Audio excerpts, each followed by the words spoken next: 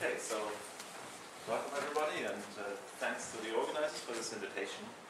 I will be doing various little things today, partly talking about my favorite category for doing quantum mechanics, which is not exactly the same as maybe everybody else's.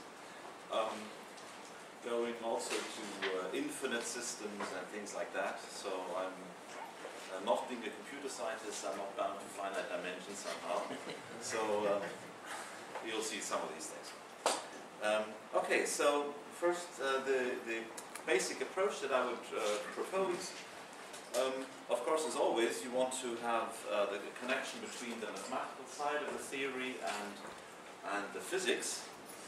And the mathematical side here is supposed to be some version of category theory, or some concrete category that is supposed to map the things that we want to do in the quantum world. And of course, it's very natural to have to try to make the connection in such a way that the objects of the category would be something like the physical objects that we are dealing with. Now, that's actually not what that doesn't really make a lot of sense in the end. So it's rather a type of object that we want to talk about. So things like electrons, that's one type of systems. And so the electrons, or let's say the polarization degree of freedom of a photon, or things like that, would be would correspond to objects in this category. Now the morphisms would be then operations we want to perform on these systems. So there are many things that we would want to do. For example, one possible thing is leave the system alone for 30 seconds. And that would be an instance of the time evolution operation. And of course, there are various other things that we want to do. Also changing the nature of the system. Also changing, well, maybe obtaining some classical information on the way, making a measurement, that is. And we would call all these possible states of knowledge that develop during a big experiment systems, or types of messages, if you want also. So one object in the category would become some kind of message, and they get transformed and operated on in various ways. So one aspect on the quantum side is probabilities. Can you see down there? I have to apologize. I didn't know that bottom wasn't really usable, so I hope that's okay. So certainly, as you know, in quantum mechanics, every experiment is a statistical experiment. In the end, you're always looking at the relative frequency of certain things happening, and that would be related to a linear structure that also appears in the category, on the category side. So there's one special object that you would always have, which is having no object, or no system or whatever, and that plays a role in transformations that are in making the typical process of preparation of a quantum system into a transformation between having nothing and having something. So on the other side, you would have measurements, and they take whatever your system is, and then afterwards you have nothing. And then there is a probability evaluation, so that if you first prepare something and then follow that by a measurement, you get a probability, you get a number. So the set of morphisms from this no object to no object will be identified with a unit interval, the set of possible values for probability. For all these operations, there is, it's a bit strange to say that after a measurement you have nothing. At least you obtain some kind of information. And this is incorporated by saying that all these operations may fail, and they tell you when they fail. There's a flag, successful operation. So for a yes-no measurement, the successful outcome would be what you're looking at. Right? So then you get a ratio of success, and that is this number in the overall process. So So for every object, there is one special measurement which just checks on whether the system is still around, and that is that I denote that with a fat number 1, as will be the case in the typical systems that we look at. That's the identity operator for something. And the state would then just be a particular preparation that always succeeds. Right? So and there could be a normalization factor that makes it allowing states that are subnormalized, so they can be normalized to something less than 1. The normalization factor would be just this evaluation, the composition of with this one morphism. So that gives you the probabilities. Now, we don't really care how the particular operation is described.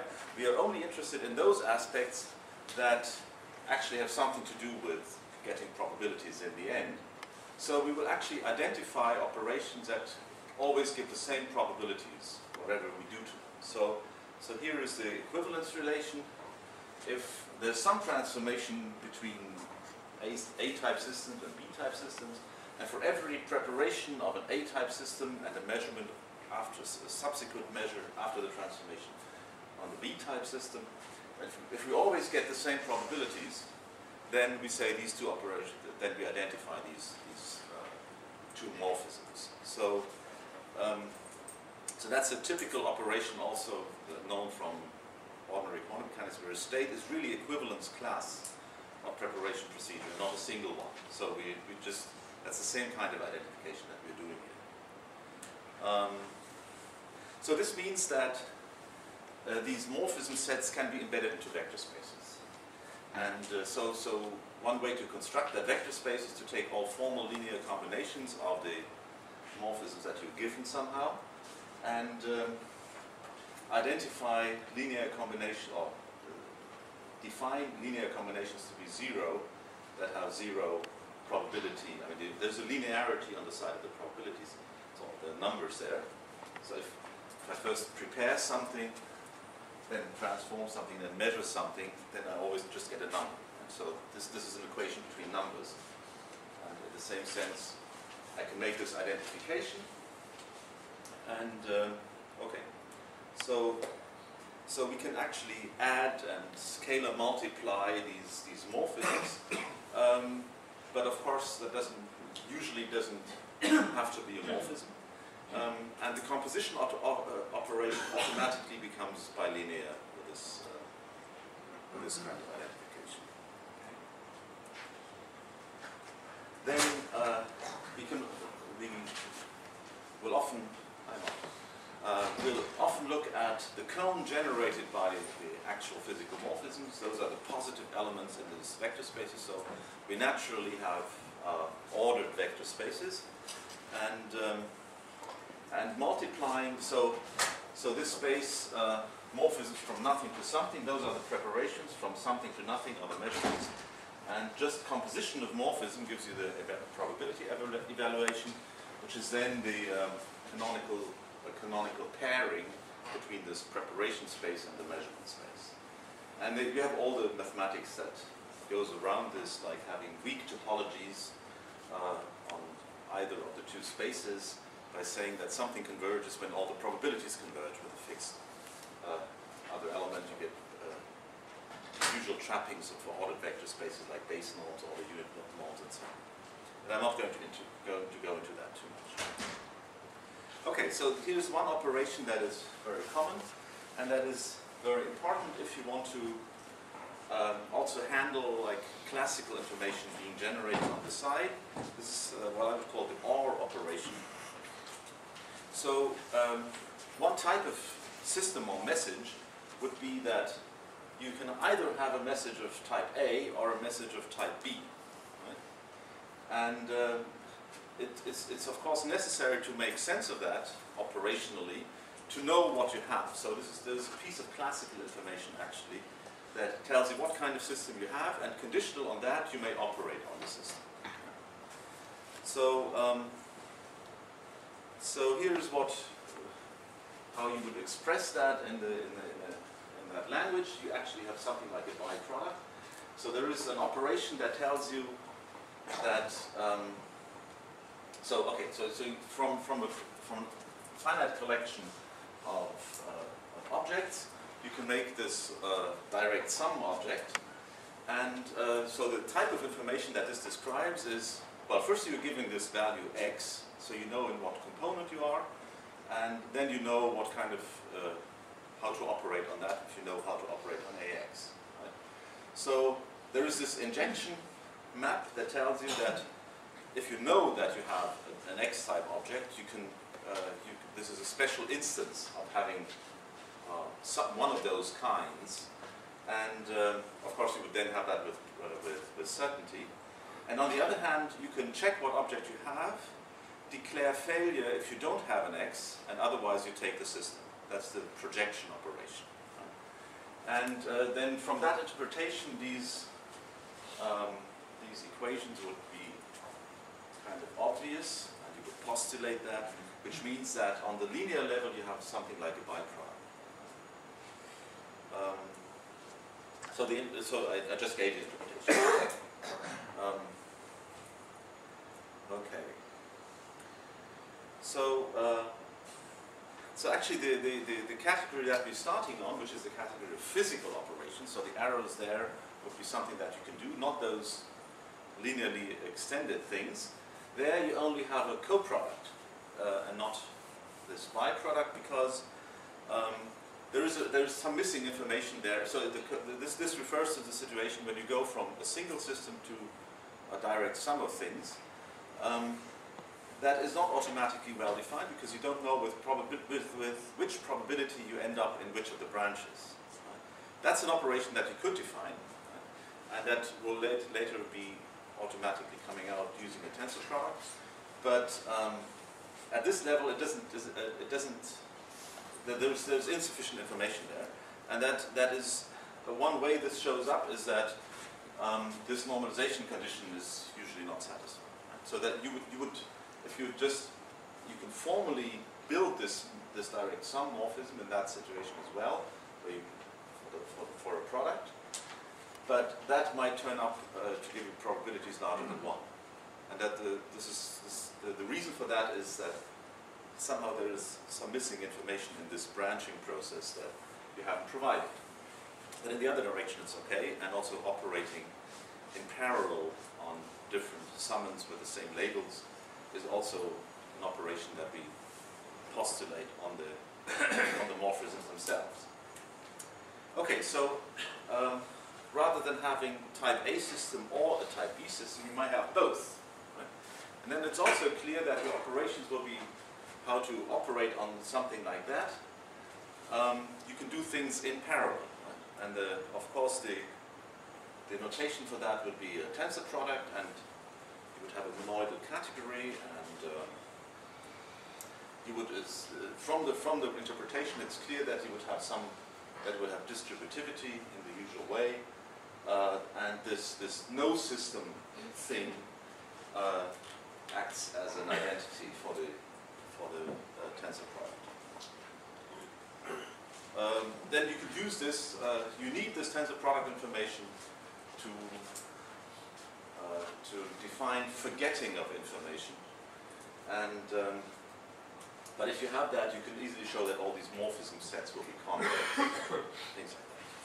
We could have postulated that at an earlier stage, but it sort of comes out. Okay, so then from this kind of general scheme, oh, sorry, there's one more, yeah. Okay, so it's clear that in the quantum model that we're used to, since we have a tensor product operation from the outset, these morphisms will automatically be completely positive maps. Right? You can tensor them and there still be morphisms, and so. But otherwise, well, there's a lot missing here. I mean, this scheme is still much too general. So actually, here is a giant axiomatic leap that I'm not going to fill, but I understand that Mauro is going to do that to some extent, at least. Okay. So there's a lot that can be done at that level. But so let me jump to one possible realization of this, which is the standard category that most of quantum information happens in. So here we have two kinds of basic types of information, which is quantum and classical, let's say, and an irreducible quantum system will be given by a finite dimensional matrix algebra. Now, since we have tensor products of those will be of the same kind, right? Tensor products of matrix algebras are again matrix algebras. You just multiply the dimensions, and direct sums are in the game anyway. So there's always this possibility of hybrid information between quantum and classical. So we must have the direct sums of a finite collection of full matrix algebras, and that is exactly a description of what is finite dimensional C-star algebra is. So this is sort of the minimal model. If you don't like operator algebras, actually at this stage, C-star algebras are just a piece of fancy language, because it always boils down to just a classical combination of pure quantum systems. These vector spaces would be the Hermitian part of the algebra, and the dual space, actually the real part, the Hermitian part of the dual space, that's where the states live. So that's all pretty much what you're used to. And then the linear space of morphism would be the span of the completely positive maps. And actually you allow arbitrary completely positive maps with this subnormalization property. There should be a preparation on the right-hand side of inequality so that you get numbers to compare. Okay. So I call this finitary. I'm not sure that's a good English word, but this is the finite dimension approach to quantum information. And now there's many situations that might prompt you to go beyond that. And here are some. So in the quantum information business, many people look at continuous variables. That always requires an infinite dimensional space. And actually, if you're a physicist, you find finite dimensional systems a bit odd. It's because every natural system, like a particle, always has infinite dimensional Hilbert space. I mean, there's no way around that. So even one particle definitely needs an infinite dimensional Hilbert space. And very often you would like to look at, well, I at least like to look at infinite systems that are seriously infinite in the sense that they have infinitely many particles. So like field theory or statistical mechanics or things like that, infinite lattice systems, then you definitely go beyond this finite dimensional approach. Or, I mean, you can say, well, essentially everything should be expressible in this finite dimensional language, but then this is very awkward, because you keep making excuses and so rough approximations that are not really what you want to say in the end. So it's kind of, it's very artificial. If you insist, you keep saying stupid things all the time, just in order to preserve the dogma of finite dimension. And physicists are certainly not willing to do that, I guess. So I'm not anyway. So now if you go to infinite dimension, that means that you have to, there's one investment that you have to make, which is a functional analysis course. So you have to tame these things by looking at topologies, and in this case actually to look at manageable classes of maps. There are widely singular operations in the toolbox of functional analysis that we don't really want to look at. Okay, so we certainly go way beyond Hilbert spaces, and I think we're also going beyond the Dagger compact closed setting, which is somehow, I mean, you can with this doubling construction, you pretty much get this finitary view. Maybe also like discrete Hilbert spaces, type 1 systems in terms of phenomenon algebra classification. Going beyond that is, I don't know how to do it, right? So how to take the square root of a phenomenon algebra, I don't know. And I would know for B of H, for the operators on the Hilbert space, you can work instead with the vectors. And that you could do a lot in that setting, but with higher type von Neumann algebras, I just don't know how to do that. Von Neumann found that fascinating when it says things like continuous geometry. Okay, so here's one way to enlarge that. So the C-star algebras at the level of the finite systems were pretty much just unnecessary fancy language. So now, but now let's take that seriously. So the observables will be the space of observables will naturally be now that we take as a C-star algebra, which means that we also complexify a little bit. That's the C there. And the preparations will be also a Banach space, preferably separable, and such that the dual is again an operator algebra, a C-star algebra. Now these objects are called W-star algebras, or when they're represented on a Hilbert space, you call them von Neumann algebras. So there are actually two algebras around. One is the dual of the state space.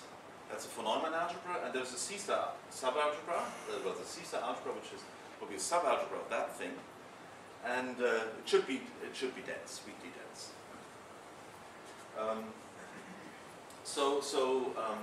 Well, you could say these two spaces that appear there, one for the states, one for the operations, will be a C-star algebra and the tree-dual of a von Neumann algebra. Now, the morphisms will be completely positive maps, of course. What else could they be? And they have to be such that they map these subalgebras into each other, which you can rephrase by duality of locally convex topological vector spaces, which you can rephrase as continuity assumptions on these morphisms. So that they have to map well, this you can phrase this in both ways, but you you have completely positive maps between these C-star algebras, but they also have to extend by continuity to von Neumann algebras. That's one way of putting it. Now, the tensor products are, well, direct sums are obvious. Actually, in this setting, you should not stick with finite direct sums, but allow continuous direct sums and things like disintegration. That's kind of more technical than I want to be right now. For the tensor products, you have to, it's actually relatively easy because, well, okay, if you just take the tensor product of C-star algebras is in general not well defined. So there are different, for two given C-star algebras, there can be different tensor products.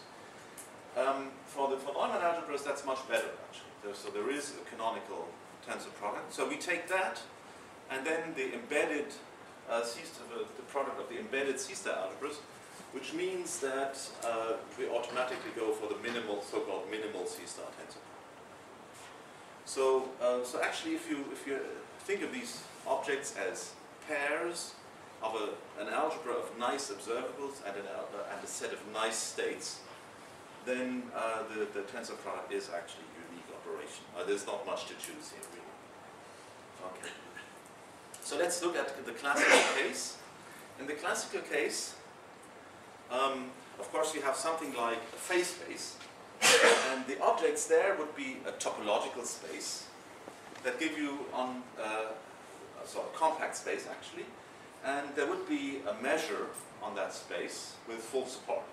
Otherwise, I mean, we would restrict to the support, which is again a compact subset. We don't care about things that never happen or happen with probability 0, so we would throw that away anyway. So we say it's full support. And then these various structures that I mentioned would be the space in which the states live would be the L1 space for this measure, and the observables would be continuous functions. Right?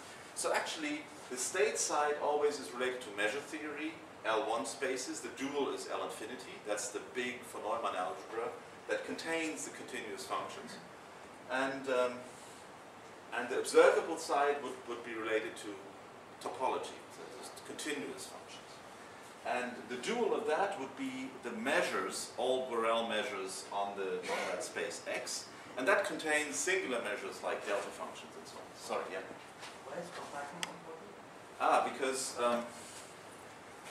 every abelian C-star algebra is isomorphic to the algebra of functions on a compact space.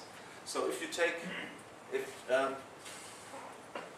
if you take something like the bounded continuous functions on R or Rn, that is also a C-star algebra, and it's the algebra of functions on a compact space, which will be the Stone-Čech compactification. So it's something that is, well, anyway. So as long as if you talk about abelian C-star algebras, there's always a compact space called the Gelfand space.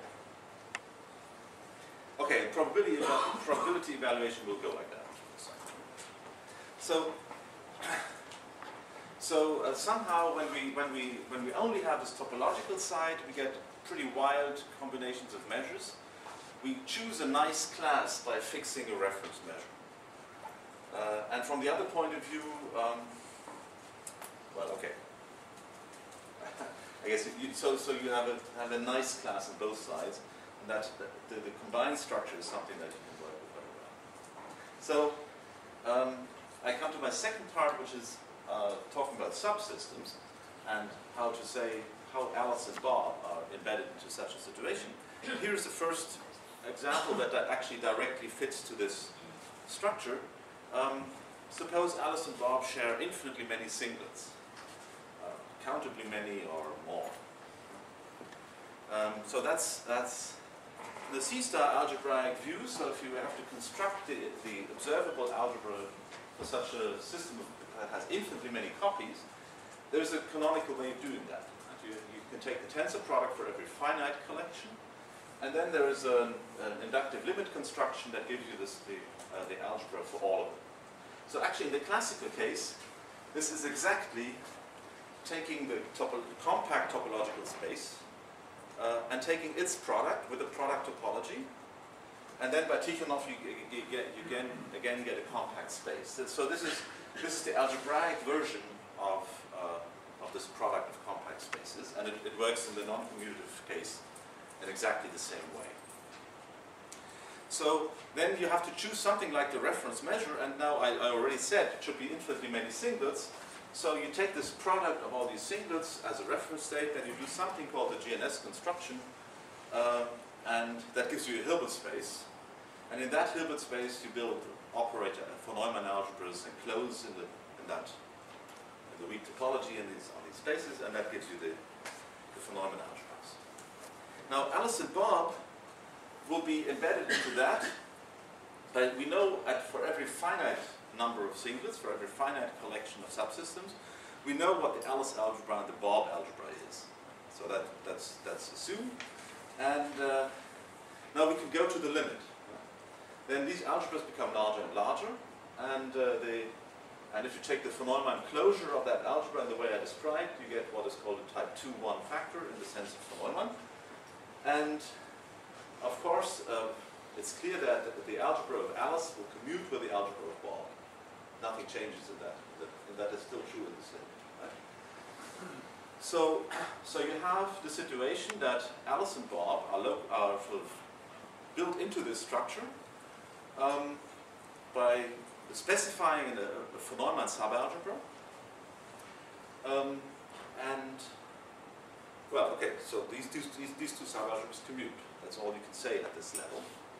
And this looks like pretty much the ordinary thing. So if you're in this finite category, you would immediately conclude from that you can make a tensor product between the two. Now this is no longer the case. So actually, there is no product states at all between Alice and Bob, which is what you ought to clearly have in any tensor product situation. You can just the tensor product of two preparations is a legal preparation. But here actually you don't have any product state in this von Neumann in this set of normal states in this set of nice states. Right? So another way of putting that is that if you want to think in terms of measure theory,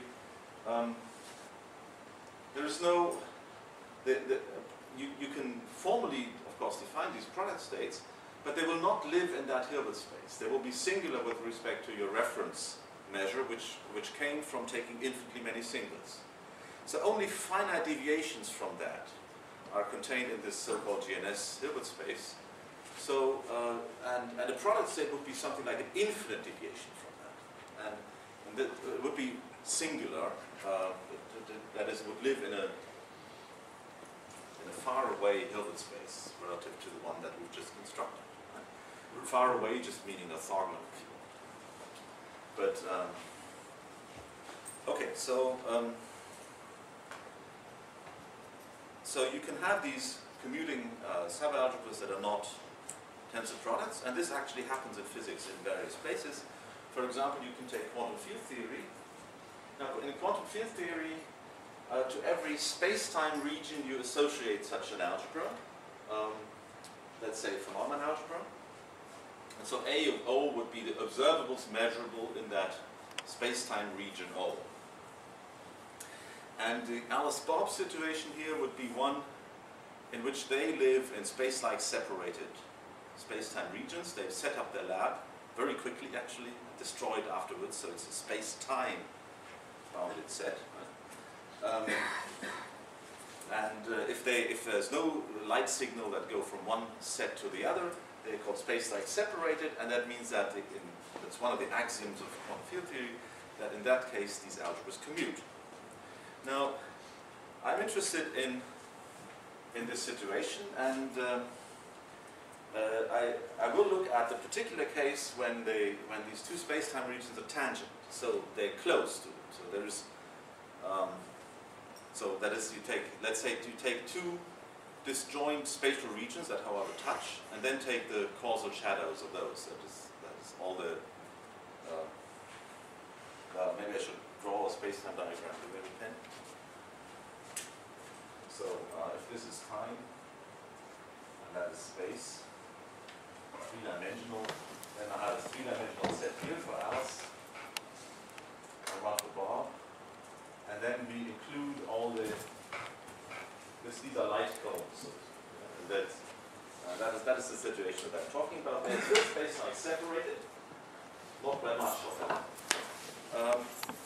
And they watch their local vacuum fluctuations. So there is a canonical state in this theory, which is like having nothing, but there is no way to really have nothing because there's no counter that will always give zero probability and measure something non-trivial in the that will respond to the vacuum with zero always, and still measure something else in a non-trivial way and be localized. So there's always vacuum fluctuations around, even in a free field. And they watch that, and then there's an ancient theorem by myself and Stephen Summers saying that this actually gives you exactly the situation that I talked about before. So just in the vacuum fluctuations, in such situations, you find infinitely many singles. Meaning that the von Neumann algebras of these two contain this type 2-1 hyperfinite factor of those sides. So of course these algebras would commute. And the restriction is this state, the restriction of vacuum to this subalgebra will be exactly this infinitely many singlets example. Okay.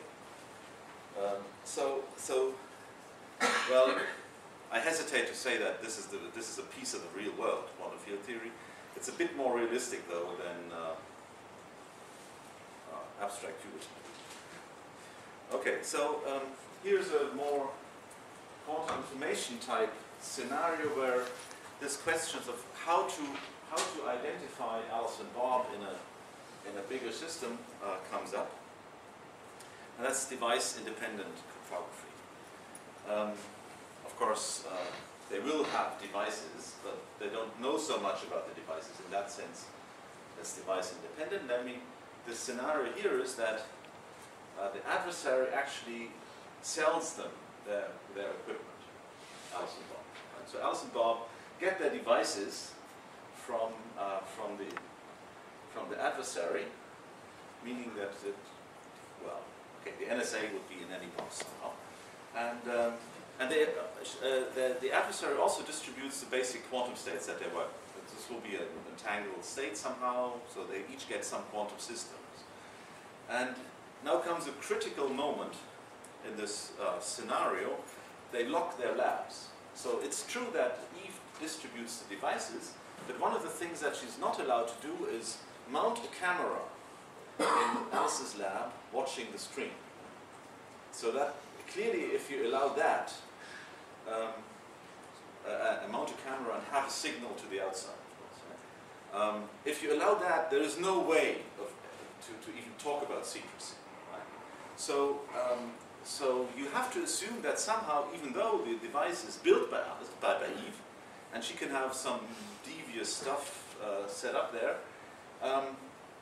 that when they close the lab, we are sure that Alice owns this, or can sort of has complete control. Well, no. Well, Eve has no control over that, over whatever is in that lab, right? And the same for Bob. So this locking of the labs is a crucial step in any scenario that involves it. Now, then they make some measurements on their quantum systems using that equipment. They check for certain statistics, which is the violation of the Clauser-Horn-Shimoni-Holt inequalities. Actually, they need a nearly maximal one. I'll explain later how that works. And then they do the usual stuff, some classical rounds of reconciliation, error correction, privacy amplification, and what have you. Right? And in the end, they get some secret key. So that's the idea. So the thing I want to point out is this thing in the red box here.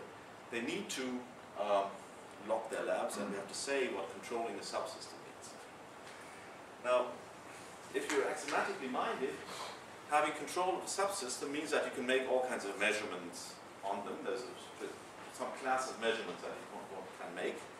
And in this situation between Alice, Bob, and also Eve, one way of saying that is that you might want to try is that actually everything that Alice measures can also be measured jointly with something at Bob's end. So there is a joint measurement for any of their choices. Alice and Bob can choose their measurements, and there will be some, and that they don't interfere with each other, so they can choose freely from their set of measurements, and that will give a combined measurement always. Yeah. Well, when you said they check for CHSA violations, don't they have to unlock the labs first? Oh, only when they, well, they have to, they can communicate, but that will be a public line, right, and a public classical line actually. So, so just assuming that all of Alice's operational choices must be allowed together with Bob's is one thing that you might postulate, but that means you have lots of joint measurements, and it turns out this is much too weak. So if that is all you want to postulate about controlling the subsystem, then you cannot do this device dependency, the independent security, and it's really a very unclear situation. Actually, they could get any non-signaling correlations, and that's really not what is meant with controlling the subsystem. So if you just add a little bit to that, you have this thing about the operational choices, let's say just the measurements, simple, and you assume also that the full set of Alice's observables, even if she doesn't use it in this particular protocol, the full set of Alice's observables spans a subalgebra. Then you can show that actually these two, and that's the same for Bob, then these Alice's and Bob's subalgebra must commute point maps. And you know from quantum mechanics that that if observables commute, you can make a joint measurement. Right? There is a partial converse of that, namely if two observables, POVMs, have a joint extension, so they can be measured together, and one of them is projection valued, then you can show that they actually must commute and the product is the joint measurement. That's the only way to do it. So you need to have these projection valued measurements in the game in order to conclude something about commutation. If you don't have this so that if you don't have this algebraic structure around somehow, you cannot say this. And I find this a little bit mysterious.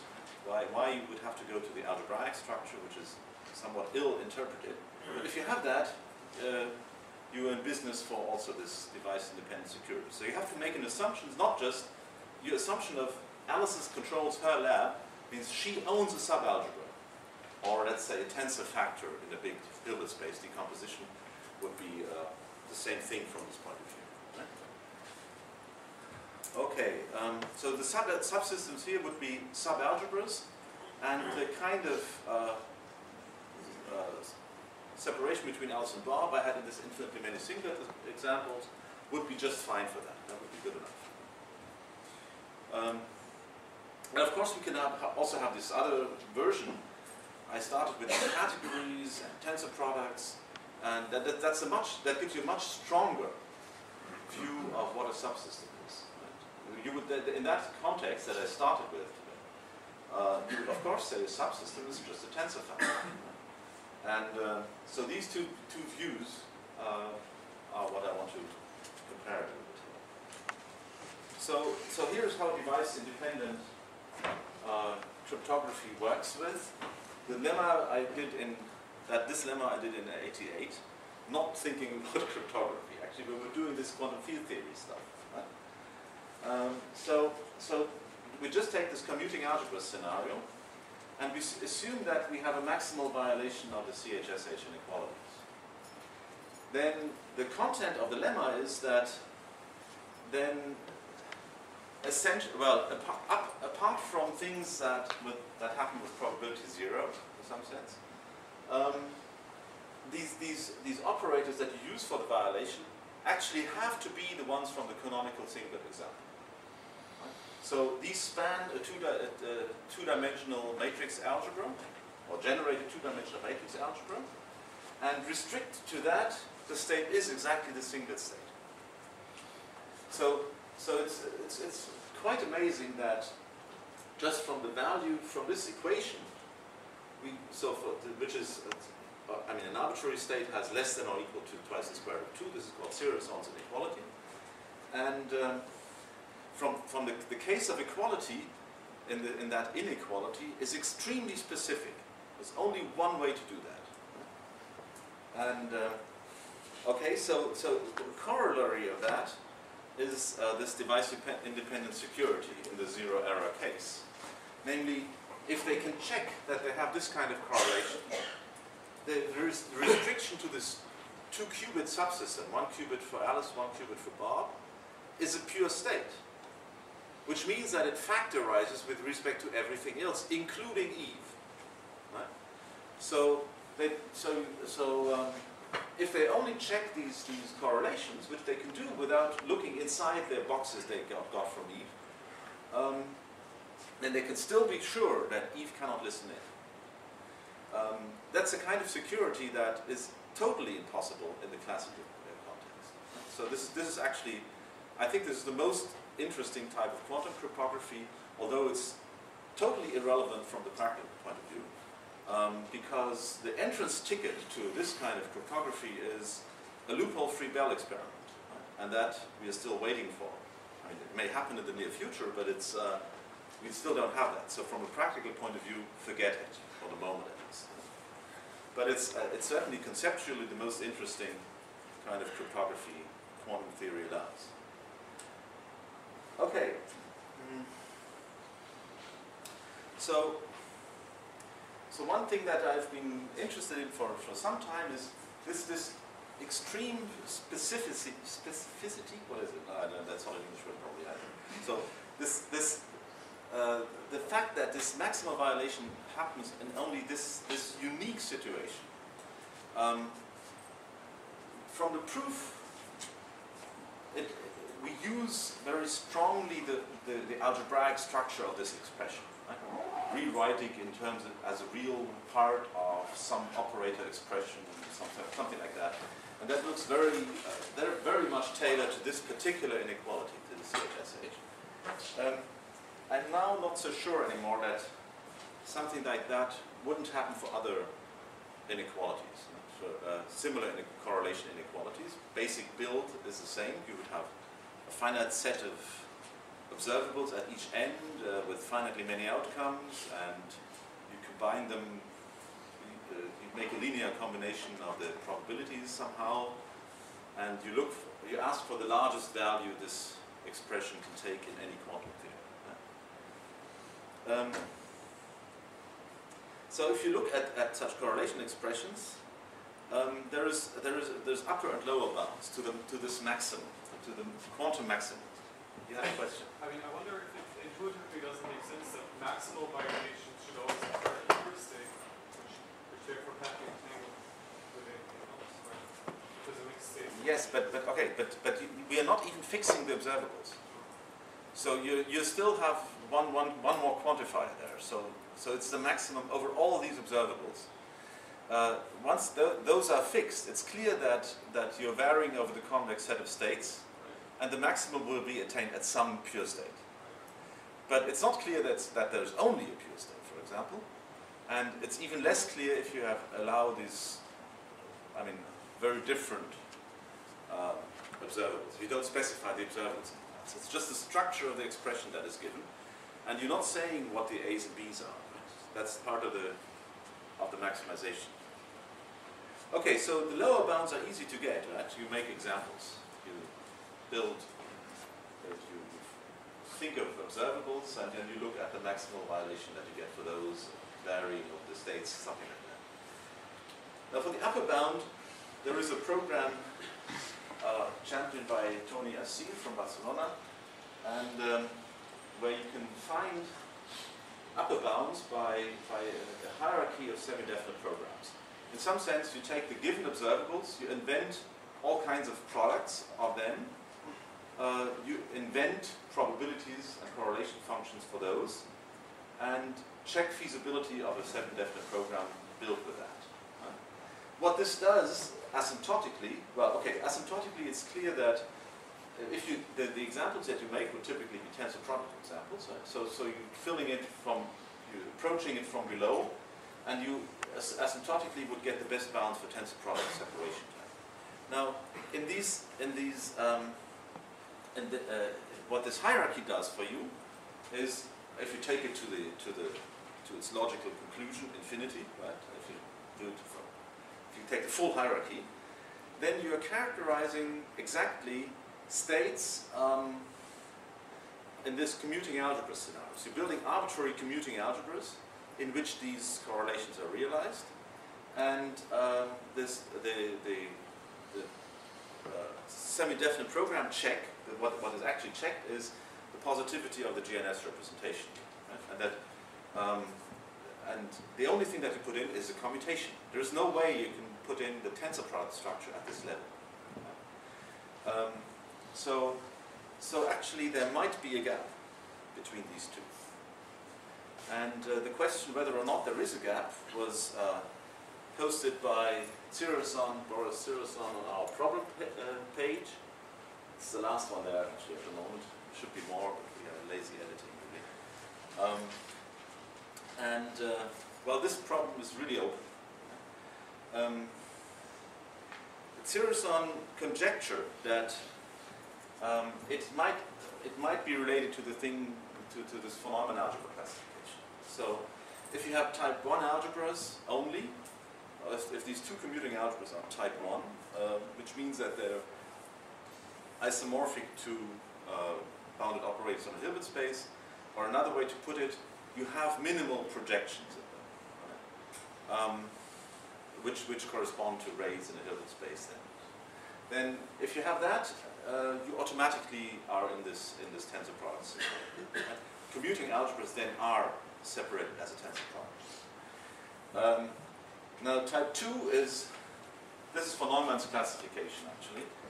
It's related to the structure of projections in such an algebra. In type 2, every projection can be subdivided, actually in some sense into two equal parts. So there are no minimal projections. This is why von Neumann calls this continuous geometry. I mean, the geometry of subspaces of the Hilbert space is an instance of projective geometry, and this would be some kind of a geometry without points. There are no minimal projections, and that's why he calls it continuous geometry.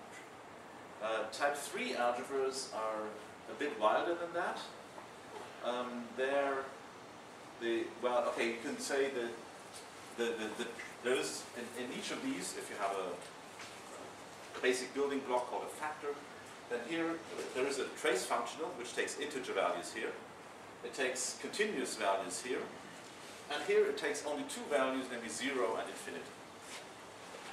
So when von Neumann did that, type 3 algebras were the untreatable monsters in some sense. Right?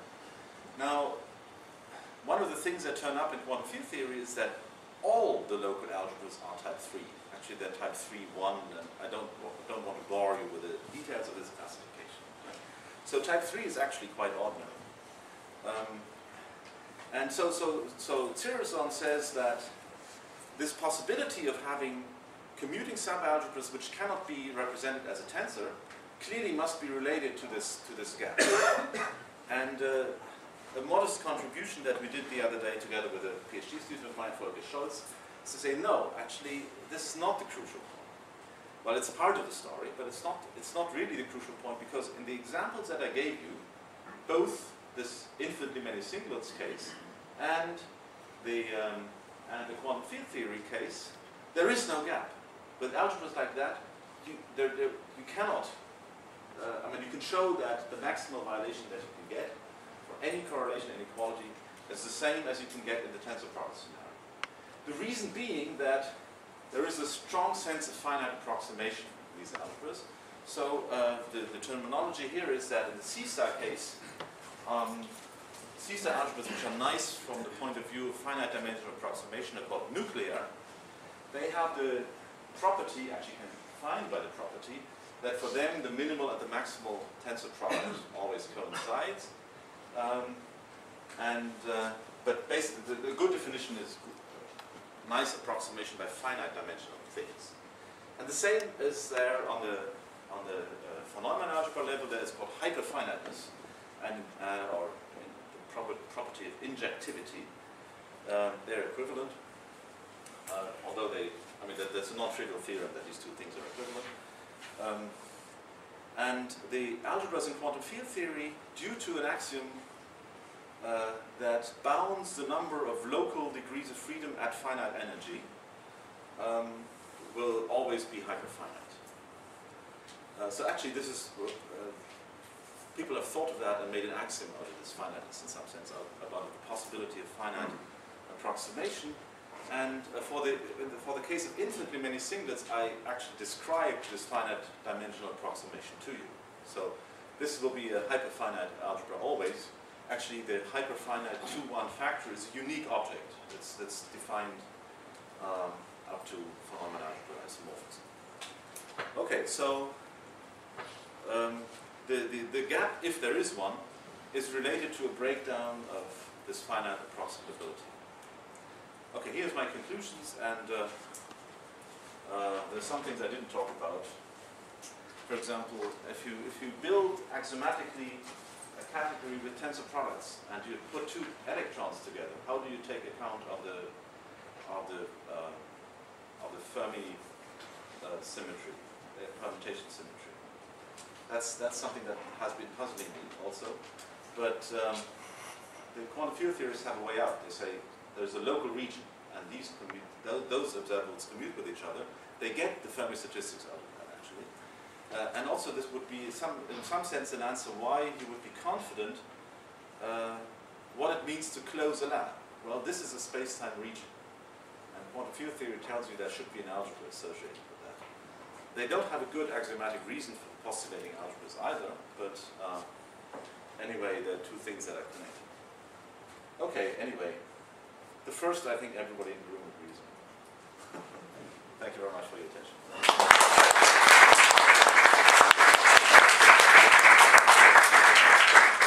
Thanks for getting us back on schedule.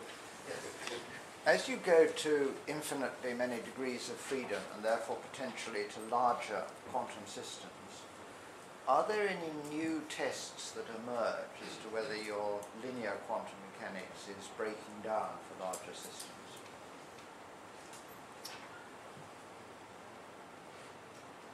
Well,